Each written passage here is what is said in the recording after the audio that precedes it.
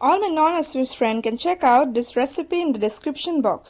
নমস্কাৰ বন্ধুসকল, আমি আজি বনাম মেগী অমলেট আৰু এয়া বনাবলৈ যথেষ্ট সহজ হয়। আহক আমি আৰম্ভ কৰো। ইয়াৰ বাবে মই পানী গৰম হ'বলৈ দিছো আৰু ইয়াতে ব্যৱহাৰ কৰিম আমি এপেকেট মেগী। এয়া 5 টকীয়া দামীৰ এপেকেট মেগী হয়। এয়া আমি ভালকে সৰু পিচ কৰি পেলাই মই ভাঙি পেলাই দি দিছো সৰু সৰু কৰি পেলাই। আৰু এয়া আমি যেনেকৈ নৰমাল মেগী বনাও তেনেকৈ আমি বনাই ল'ব লাগিব। এয়া আমি ভালদৰে দি দিছো আৰু আমি বইল হ'বলৈ দি দিম মেগী মছলাটো ব্যৱহাৰ কৰি পেলাই। এয়া খুব কম সময়ৰ ভিতৰতে বনোৱা হৈ যায় আৰু খুবই টেষ্টি হয়। এইবাৰ আমি ইয়াতে মেগী মছলা দি দিলো আপোনালোকে দেখিলে আৰু ইয়াৰ পাছত আমি বইল হ'বলৈ থৈ দিম। এয়া মেগী এটা কনসিস্টেন্সি থব লাগিব আৰু এয়া কনসিস্টেন্সিটো আপোনালোকে দেখিবলৈ পাইছে।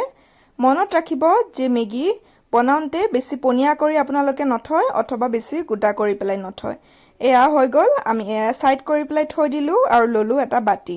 ইয়াতে আমি এটা ডিম ভাঙি পেলাই লৈ লম। এয়া দেখিছে মই এপেকেট 5 টকীয়া মেগীৰ বাবে এটা ডিমহে ব্যৱহাৰ কৰিছো।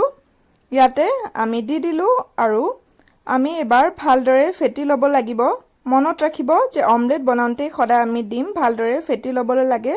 ভালদৰে মিক্স কৰি ল'ব লাগে যাতে আমাৰ অমলেট যোনটো থাকে হেতু ফ্লাফি হয় মানে কোমল হয় আৰু ধুনিয়াকৈ ফুলি আহে। এবাৰ আমি ইয়াতে বিলাহীত ব্যৱহাৰ কৰিলো। এয়া মই সৰুকৈ কাটি লোৱা এটা বিলাহী হয় মিডিয়াম সাইজৰ। ইয়াতে এটা বিলাহী দি দিলো আৰু এবাৰ আমি ইয়াতে ব্যৱহাৰ কৰিম গ্ৰীন চিলি অৰ্থাৎ কেঁচা জলকীয়া আৰু পিয়াজ। এয়া মই কেঁচা জলকীয়া আৰু পিয়াজ কাটি পেলাই ইয়াতে ব্যৱহাৰ কৰিছো আৰু পুনৰ আমি খুব ভালদৰে মিক্স কৰি দিম।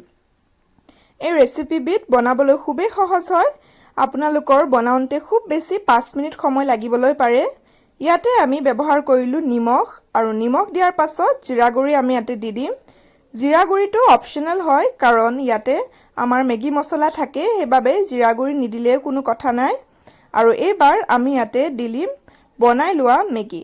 এয়া আমি বইল কৰি লোৱা মেগী যোনখিনি আছিলে হেয়া আমি ইয়াতে দি দিলো আৰু দি দিয়াৰ পাছত আমি খুব ভালদৰে মিক্স কৰি দিব লাগিব। এয়া দেখিবলৈ পাইছে আপোনালোকে মই মেগী আৰু কণী যোনখিনি মিশ্ৰণ বনাইছিলো আমি খুব ভালদৰে মিক্স কৰি দিছো। এইবাৰ এখন তাৱা গৰম হ'বলৈ দিলো আৰু ইয়াতে ব্যৱহাৰ কৰিছো বাটাৰ। এয়া বাটাৰ দিলো আৰু বাটাৰ জ্বলি নাযাবলৈ আমি ইয়াতে ব্যৱহাৰ কৰিলো তেল। ইয়াতে বাটাৰ আৰু তেল দুটা ব্যৱহাৰ কৰিব লাগে কাৰণ বাটাৰ হাই ফ্লেমত দিলে জ্বলি যোৱাৰ চান্সেছ থাকে।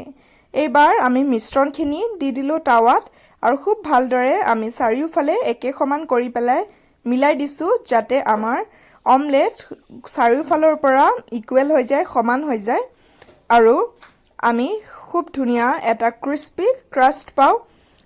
এয়া আপোনালোকে দেখিছে মই খুব ভালদৰে মিলাই দিছো গোল কৰি পেলাই আৰু আমি ঢাকি পেলাই থৈ দিব লাগিব। এয়া আমি ঢাকি পেলাই থৈ দিছিলো আৰু এবাৰ আমি খুব ভালদৰে আমি লুটিয়াই দিবলৈ লাগিব। মনত ৰাখিব যে কোমল হৈ থাকে সেইবাবে খুব ভালদৰে লুটিয়াই দিব লাগিব। এইবাৰ আমি পুনৰ ঢাকনি দি পেলাই আনটো ফালে সিজাই লম আৰু এয়া দেখিছে আমাৰ দুই পিনৰ পৰা খুব ভালদৰে সিজি পেলাই মেগী অমলেট ৰেডি হৈ গৈছে। এয়াই হৈছে বন্ধুসকল খুব এটা ইজি ৰেচিপি আৰু এয়াই হৈছে আমাৰ মেগী অমলেট। আশা কৰিলো আপোনালোকৰ ভিডিঅটো চাই ভাল লাগিলে। ভিডিঅটো যদি চাই ভাল লাগিলে প্লিজ ভিডিঅটো লাইক এটা কৰি দিব আৰু মোৰ চেনেলটো যদি নতুন হয় মোৰ চেনেলটো সাবস্ক্ৰাইব কৰি